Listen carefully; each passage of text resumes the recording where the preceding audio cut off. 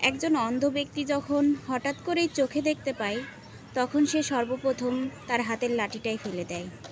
অথচ সেই লাঠিটাই তার ছিল দুঃসময়ের সঙ্গী, সবচেয়ে আপন, সবচেয়ে কাছের। ঠিক তেমনি মানুষের ক্ষেত্রেও তাই।